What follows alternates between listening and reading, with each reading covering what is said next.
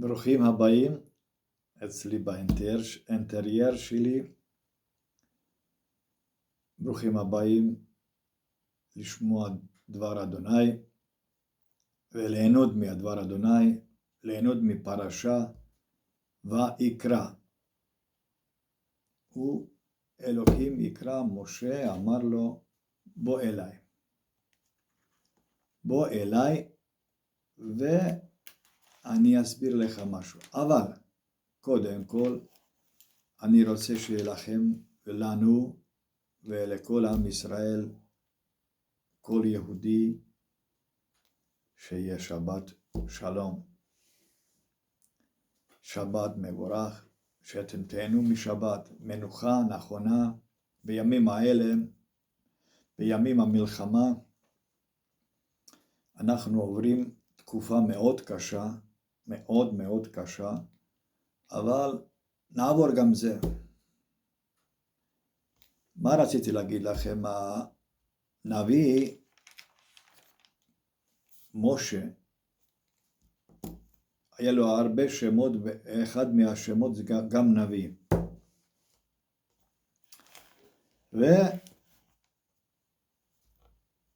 והוא קרא לו, אמר לו,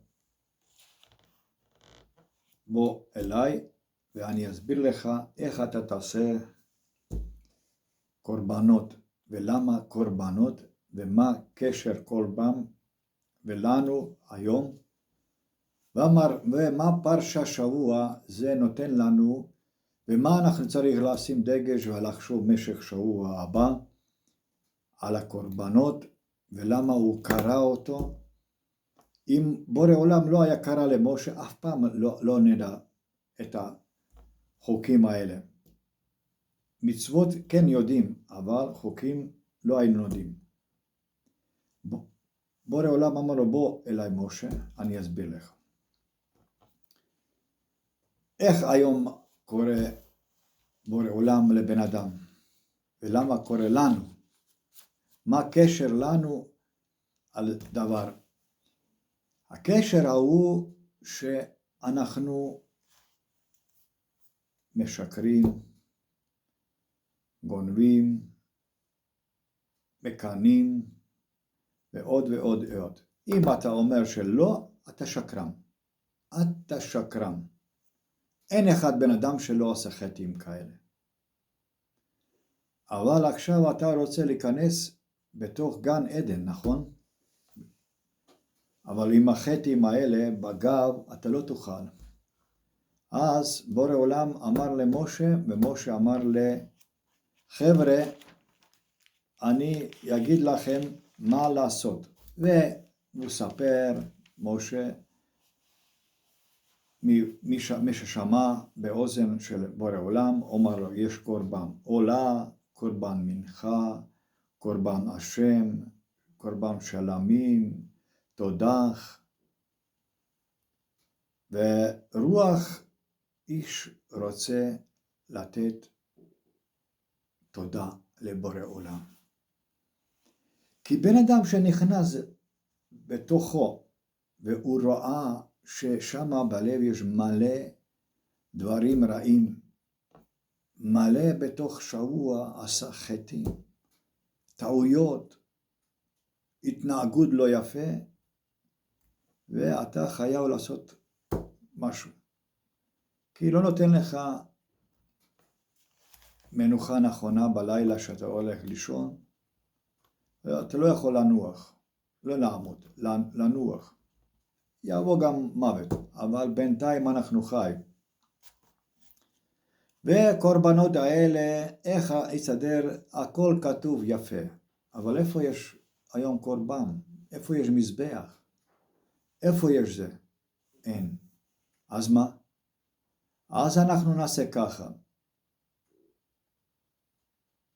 יש בורא עולם, יש ידיים, תרימו ידיים ותגידו, בורא עולם, קודם כל עשיתי חטא. ובורא עולם, אני מודה על החטא. אבל אני גם מוכן לתת קורבן, אבל איפה? אין לי. ואתה נכנסת למצב שבורא עולם הסתכל עליך. רוצה, מוכן לקנות, אבל קורבן, אבל אין לך מזבח. אז אני אגיד לך, הלב שלך בינתיים,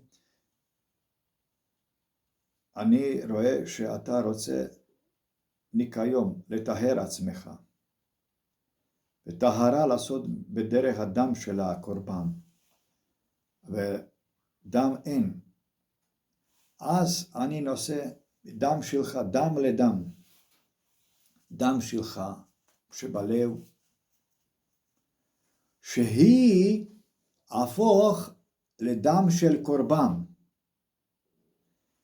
הדם שלך שזורמת בתוך הגוף, היא חייבת להיות דם של הקורבן, ולא יהיה שחיטה אם אתה צריך לשחוט עצמך.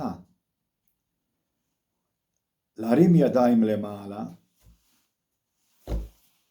ובורא עולם, אני מוכן לשחוט עצמי, ואני רוצה להיות בן אדם חדש.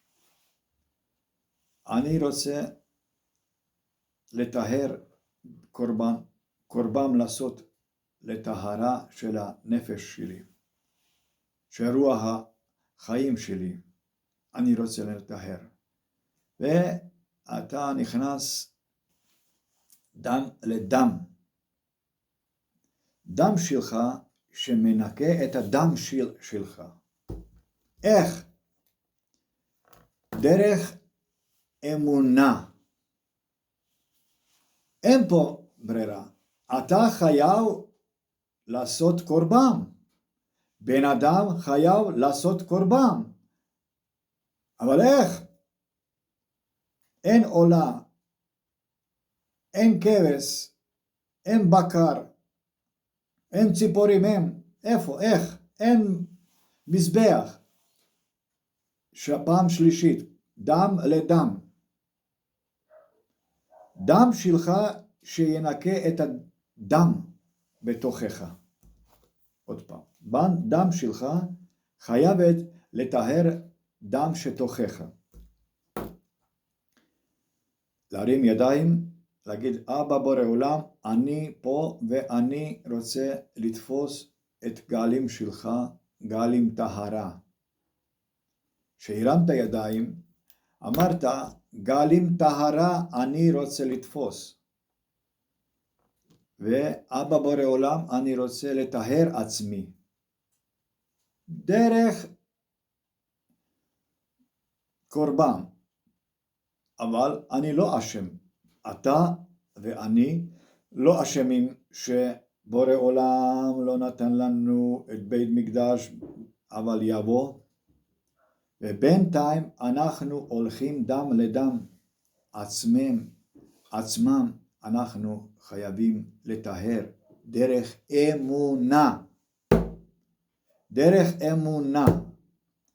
אני אסביר לכם שאתם אל תפחדו לעשות דבר, להיות דם לדם, לטהר עצמכם דרך אמונה, דרך קורבן שלכם זה אמונה.